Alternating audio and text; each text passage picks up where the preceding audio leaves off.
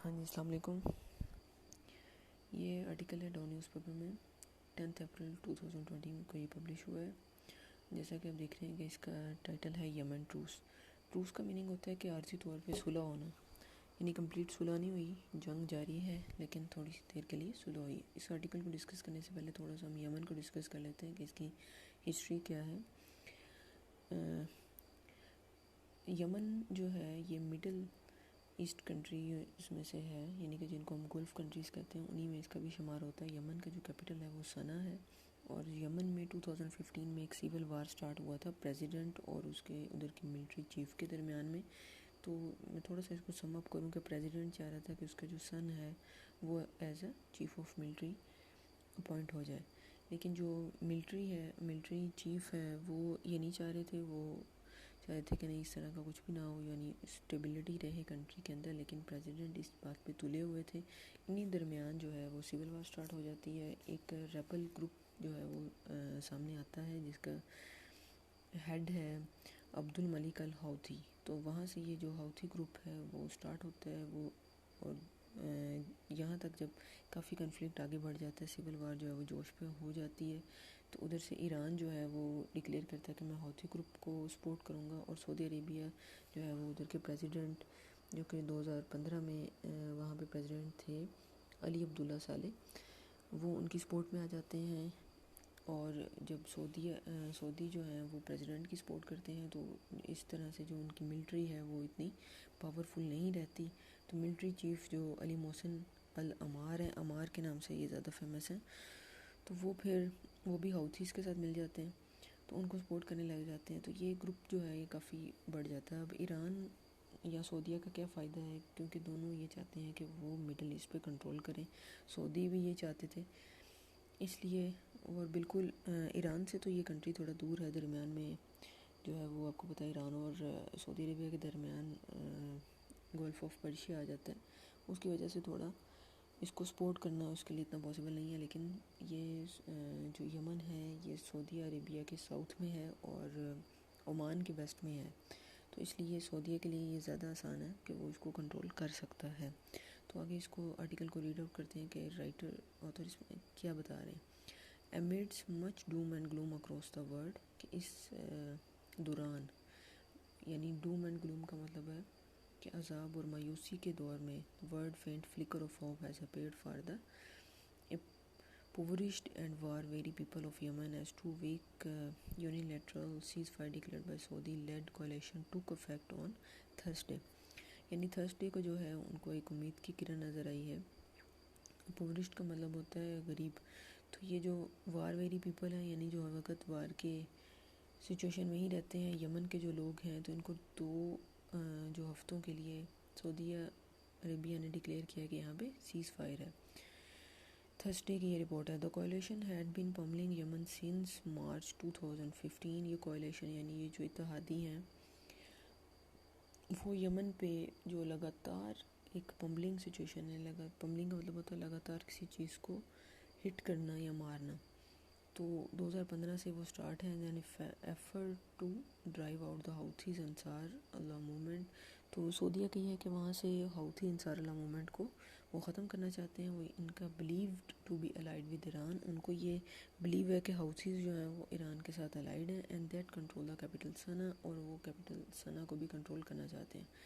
Far from dislodging the Houthis the Saudi led war supported by some of Riyadh Gulf allies as well as the US and many in Europe। अब US और Europe जो है वो भी Saudi Arabia को इस purpose में support कर रहे हैं बिकॉज ऑफ ट्रेड, क्योंकि ट्रेड जाइंट है सऊदी अरेबिया। अगर वो यहाँ से तेल लेता है US, तो वो US से आर्म लेते हैं। तो has been an unmitigated disaster for the people of Yemen. Unmitigated का मतलब होता है नाकाबिल तरमीम, के इसमें कोई चेंजिंग्स नहीं आ रही, वैसे के वैसे ही है। अनलिशिंग डेथ, बहुत ज़्यादा मकदार में वहाँ पे अमवात हो रही हैं। यहाँ पे एक और वर्ड था डिसलॉजिंग। डिसलॉजिंग का मतलब होता है निकालना, एक जगह से किसी को निकाल देना।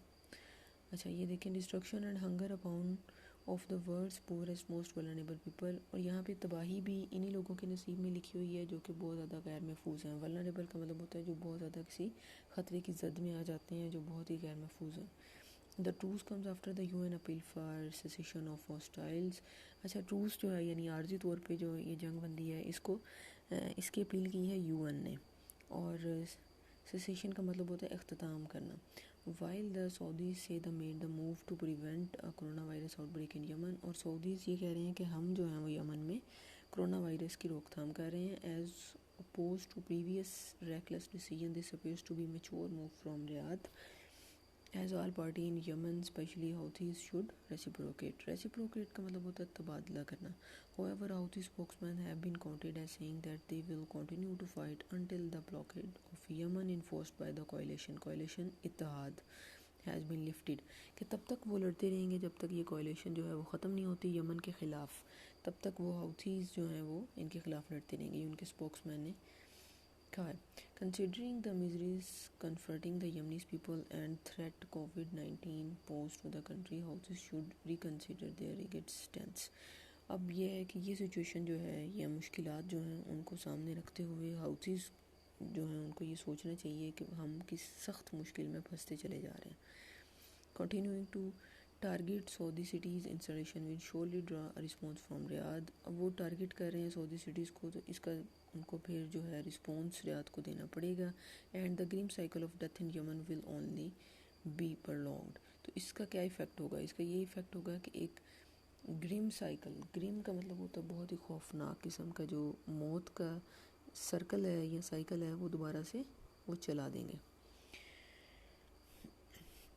For the sake of the Yemeni people the cease fire must be respected by all, कि यमनी पीपल्स के लिए जो है ये सीज़ फायर्स का सबको ख्याल रखना चाहिए, हाउथीज़ को भी कंट्रोल करना चाहिए। अब moreover the fact is that a corona virus outbreak would have an even more devastating impact on Yemen.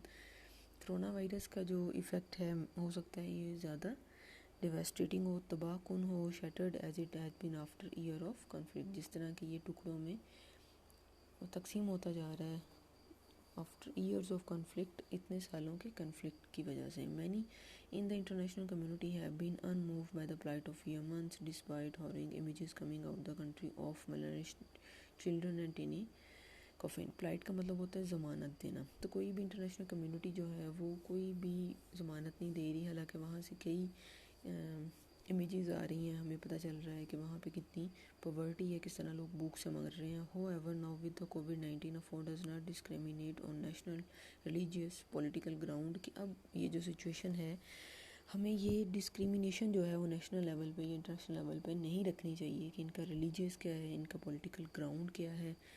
रिवेजिंग the planet, अगर हम इस तरह करेंगे तो जो प्लानट है वो वीरानी की तरफ चला जाएगा। The realization seems to have dawn on those involved in the Yemeni conflict that something needs to be done. Saudi Arabia is grappling का मतलब होता है खुद फंस जाना, फंसा हुआ या फिर मुश्किल में होना। With own corona virus outbreak with over 3000 reported cases and this may be have played a role in the declaration of the cease fire, यानी सऊदी अरेबिया इस टाइम खुद फंसा हुआ है, 3000 से ज़्यादा वहाँ पे कोरोना वायरस केसेस हैं, और शायद यही वजह है कि उसने सीज़ फायर डिक्लेयर किया।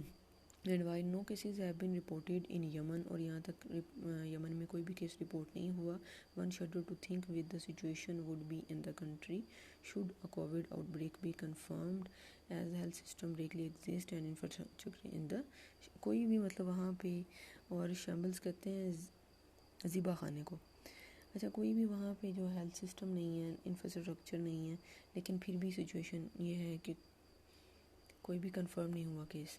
However, the Houthis have point in their demand for the blockade to be lifted. Considering the situation, aid must reach the Yemeni people unhindered and where the blockade to be lifted. The ceasefire may increase the chances of success. हो सकता है ये जो ceasefire है ये जो chances of success है इसको बढ़ा दे यमनीज़ के लिए। If this experiment in peacemaking succeeds, more formal peace talks would also be given an impetus. कि जो पीस टॉक है वो यहाँ पे जो है वो एक मतलब बेसूद है, इसका कोई फ़ायदा ही नहीं है, लेकिन पीस मेकिंग सक्सीड जो है उसकी उम्मीद की जा सकती है। और इम्पेटस का मतलब होता है सदमा होना, किसी चीज़ का परेशानी होनी। अच्छा, अब इसमें जो भी कन्फ्लिक्ट है यमन में इसका जो बैकग्राउंड अगर आप देखें तो उसमें यही है कि जो हाउथीज़ हैं वो शिया हैं, और जो यमन का प्रेसिडेंट था 2015 में अली अब्दुल्ला सालेह, वो सुन्नी था। तो यहाँ से फिर ये चीज़ चलती है कि किस तरह से ईरान इन्वॉल्व होता है, क्योंकि ईरान में मेजॉरिटी वो भी शिया हैं, तो वो हाउथीज़ की हेल्प करने के लिए वहाँ पे पहुँचे। चूँकि सऊदी और ईरान दोनों ही चाहते हैं कि वो मिडल ईस्ट के बादशाह बन जाएं, कंट्रोल कर लें हर एक चीज़ को, इसलिए ये जो कन्फ्लिक्ट है ये काफ़ी पुराना चलता आ रहा है। उसके अलावा जब यूएस है 2001 में जब 9/11 का जो इंसिडेंट हुआ है, यूएस भी इन्वॉल्व हो गया इनको सपोर्ट करने के लिए सऊदीज़ को, क्योंकि अलकायदा के भी वहाँ पे असरात देखे गए हैं यमन में, क्योंकि वो ईरान से होते हुए वहाँ पे यमन तक पहुँच गए थे। तो उस सारे टेररिज्म के अगेंस्ट जो है वो यूएस भी हेल्पफुल है, और भी इसके अलावा कई यूरोपियन कंट्रीज़ हैं जो कि सऊदीया की हेल्प कर रहे हैं। जी यही है इस आर्टिकल में। Okay, thank you so much.